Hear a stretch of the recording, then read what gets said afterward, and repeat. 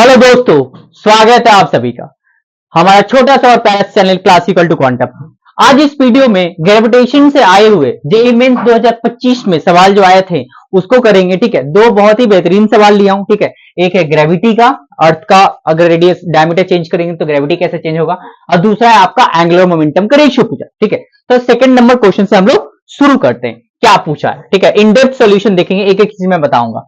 Acceleration due to gravity on the surface of earth is G. ठीक है, अर्थ का surface पे एक्सीलरेशन ड्यू टू ग्रेविटी कितना है, जी है। If the diameter of earth is reduce to 1/3 of its original value, मैंने diameter को 1/3 मैंने रिड्यूस कर दिया गया 1/3 ऑफ इट्स ओरिजिनल वैल्यू, अब मास एज इट इज है, मास चेंज नहीं हुआ।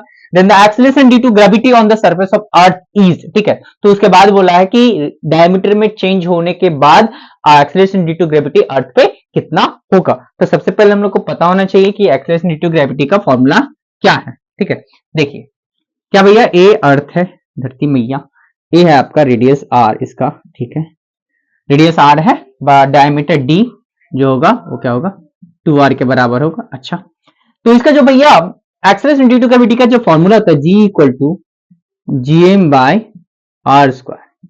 अच्छा, अगर डायमीटर के टर्म्स में लिखना चाहे तो रेडियस को क्या लिख सकते हैं, आर इक्वल टू क्या लिखते हैं, डी बाय 2 लिख सकते हैं। अच्छा, तो यहां पर जी का वैल्यू जो होगा, जी एम आर की जगह डी बाई 2 का स्क्वायर, तो G M by D square by 4, G equal to 4 G M by D square.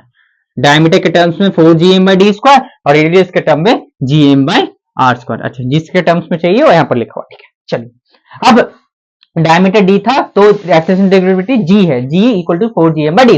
अब डायमीटर चेंज कर दिया गया, कितना चेंज कर दिया, 1/3 ऑफ इट्स ओरिजिनल वैल्यू, मैंने कम कर दिया गया है।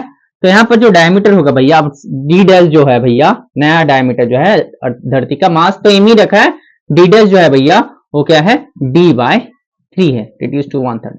अब इस केस में इसका एक्सीलरेशन ड्यू टू ग्रेविटी जो होगा वो चेंज हो जाएगा क्योंकि डायमीटर पे डिपेंड करेगा भैया।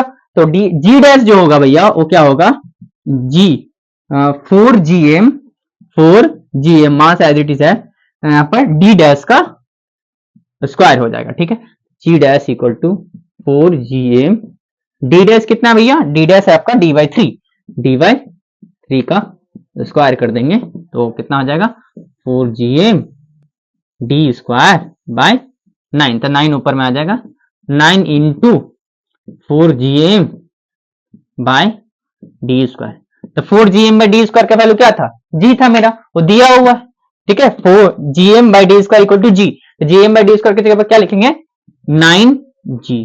ठीक है, तो भैया 9 times acceleration due to gravity क्या हो गया, बढ़ गया है भैया। देखिए ना, 1/3 रिड्यूस हुआ है ना, तो 1/3 का स्क्वायर कीजिए, इनवर्सली प्रोपोर्शनल है ना, तो 1/3 रिड्यूस होगा तो 9 टाइम्स बढ़ जाएगा। ठीक है, तो यहां पर क्या हो जाएगा, 9g।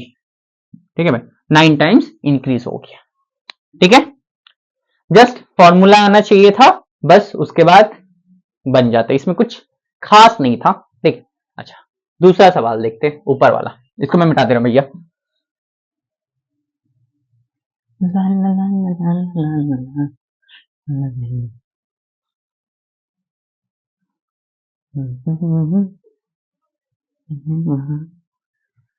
दूसरा सवाल क्या है, two planets A and B are orbiting a common star in circular orbits। ठीक है, दो planets है, एक पर्टिकुलर स्टार के अराउंड में घूम रहा है, radius R A and R B में। ठीक है, तो respectively with R B equal to 2r A. अच्छा, the planet B is 4√2 times more massive than planet A. अगर प्लैनेट ए का मास ए है तो प्लैनेट बी का मास 4√2 इंटू ए है। ठीक है, अच्छा, the ratio L B by L A of angular momentum, L B angular momentum of planet B है and L A angular momentum of planet A है। अच्छा, दोनों का रेशियो पूछा है।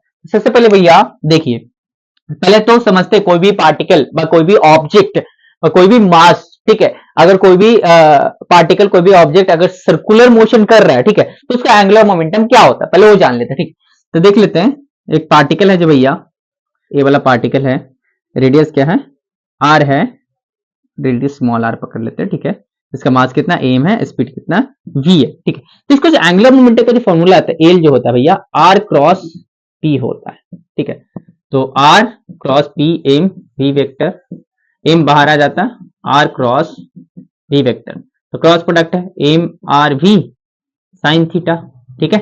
अच्छा, मैं डायरेक्शन अभी नहीं ले रहा हूं, जस्ट लिख रहा हूं एल। तो यहां पर देखिए रेडियस वेक्टर इस तरफ एंड वी इस तरफ, ठीक है, मतलब रेडियस इस तरफ है, अभी इस तरफ है, एंगल कितना है 90, तो साइन 90 कितना होता है 1, तो L equal to M R V by M V R. तो कोई भी पार्टिकल हो जिसका मास एम है, रेडियस आर है, वेलोसिटी v है, तो उसका जो एंगुलर मोमेंटम का जो वैल्यू होगा भैया एम वी आर, क्या होगा एम वी आर। मैं फिर से बोल रहा हूं एम वी आर। अच्छा, तो ए वाला स्टार है, मान लेते हैं यहां पर ए मेरा स्टार है जिसका मास एम है, ठीक है। तो प्लैनेट दूर कौन है ज्यादा, पहले ए है कि बी है, प्लैनेट बी ज्यादा दूर पे है, ए वाला प्लैनेट है, ये सैटेलाइट है जो यहां पर घूम रहा है, इसका ए वाला सैटेलाइट, ठीक है। अच्छा, बी सैटेलाइट मान लीजिए यहां पर है, बी सैटेलाइट है जो ऐसे घूम रहा है, ऐसे यहां से घूम रहा है, ठीक है। ए सैटेलाइट, बी सैटेलाइट, ठीक है। Radius of R A and A B का आर बी, ठीक है। अच्छा, मास जो गिवन इंफॉर्मेशन पहले लिख लेते हैं, एंगुलर मोमेंटम फॉर्मूला हम लोग निकाल लिए L equal to M V R. अच्छा,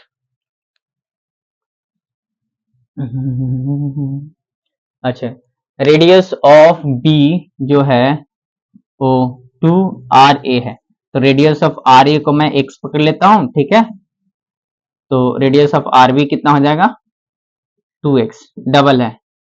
अच्छा, मास ऑफ बी जो है, मास ऑफ बी जो है कितना 4√2 एम पकड़ लेते हैं, एंड मास ऑफ ए को मैं एम पकड़ लिया हूं, तो मास ऑफ बी कितना हो जाएगा 4√2 टाइम्स ऑफ एम हो जाएगा, ए की भी इंफॉर्मेशन है, ठीक है। अच्छा, तो सबसे पहले एंगुलर मोमेंटम ए का लिख रहा हूं, L A equal to mass of A, speed of B, speed of A and radius of A. अच्छा, एंड एल बी जो होगा mass of B, radius of B and speed of B. अच्छा, देखिए मास और रेडियस के बारे में पता है, लेकिन स्पीड के बारे में नहीं पता हम लोग को, ठीक है। तो हम लोग को स्पीड निकालना होगा, ठीक है। कैसे निकालेंगे स्पीड, स्पीड का एक जनरल फॉर्मूला दे रहा हूं, ठीक है।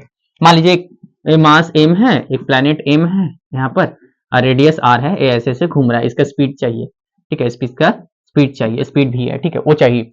अच्छा, तो क्या होगा, ए दोनों के बीच में कौन सा फोर्स लग रहा है भैया, centri I mean gravitational force ही यहाँ पर क्या हो जाएगा सेंट्रीपिटल फोर्स, ग्रेविटेशनल फोर्स ही क्या हो जाएगा यहाँ पर सेंट्रीपिटल फोर्स हो जाएगा, क्योंकि बाहर का सेंट्रीपिटल फोर्स कोई बाहर का फोर्स नहीं होता, अंदर वाला फोर्स ही रहता है, ठीक है। तो यहाँ पर ग्रेविटेशनल फोर्स जो होगा G M M by R square, वो किसके बराबर हो जाएगा सेंट्रीपिटल फोर्स के बराबर, M V square by R, M से एम खत्म, आर से आर कट गया, वी इक्वल टू कितना आ जाएगा जी एम बाय आर, तो v equal to root under G M by are.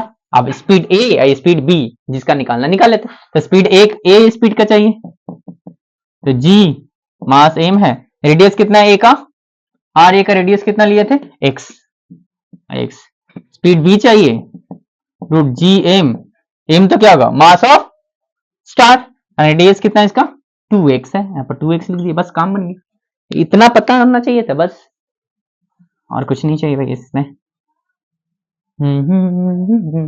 L B by L A पूछा ना, L B by L A, L B है कितना भैया M B V B R B, M A V A by R A. अच्छा, mass of B, mass of B कितना 4√2 M, radius of B 2x, speed of B बाद में put कर रहा हूं, ठीक है।